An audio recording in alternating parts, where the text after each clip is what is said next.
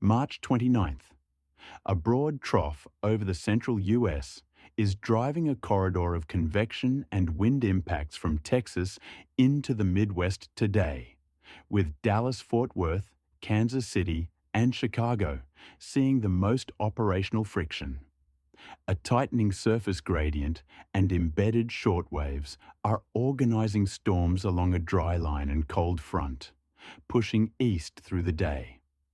Out west, a weakening Pacific system is still producing scattered mountain snow and terrain-driven turbulence from the Cascades through the Rockies, with light to moderate chop and localized IFR in snow showers around Seattle, Boise, and Denver, especially along west-facing slopes.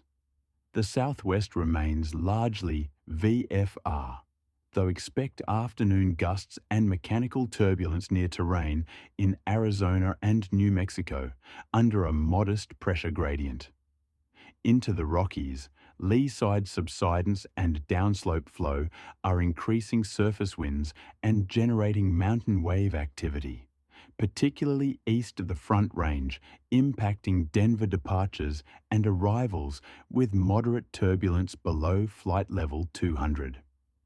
Across the plains, the primary concern is organized convection along and ahead of the dry line from North Texas through Oklahoma into eastern Kansas, with embedded thunderstorms capable of brief heavy rain, gusty outflows, and rapidly changing ceilings and visibility.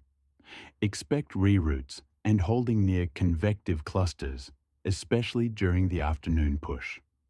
North of this, into Iowa and Missouri, a stratiform shield with embedded convection is maintaining MVFR to IFR ceilings with periods of rain, reducing arrival rates into hubs like Kansas City and St. Louis.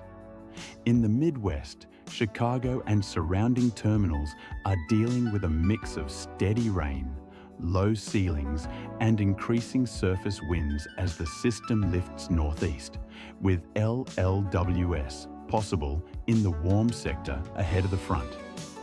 The Ohio Valley into the northeast remains largely under cloud cover with areas of light rain and MVFR ceilings, but the more significant impacts hold west until later today. Expect gradual deterioration into western Pennsylvania and upstate New York as the system approaches. Along the East Coast, from Washington to Boston, conditions are generally marginal VFR, with onshore flow-keeping ceilings lowered, especially near coastal terminals, though widespread disruption is limited.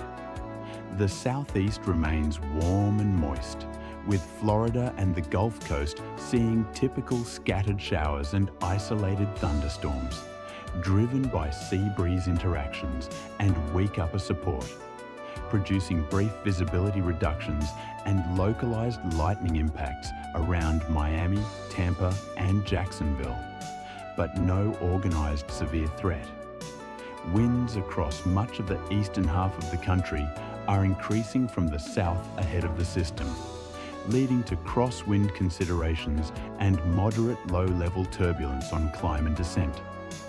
Overall, today is a classic central U.S. convective and wind-driven pattern with downstream ceiling impacts, requiring close attention to routing through the plains and Midwest and fuel planning for delays around primary hubs. That's the National Aviation weather picture for today. If this briefing helps your flight planning, consider subscribing for the daily operational outlook. Have the best flight, and we'll see you tomorrow.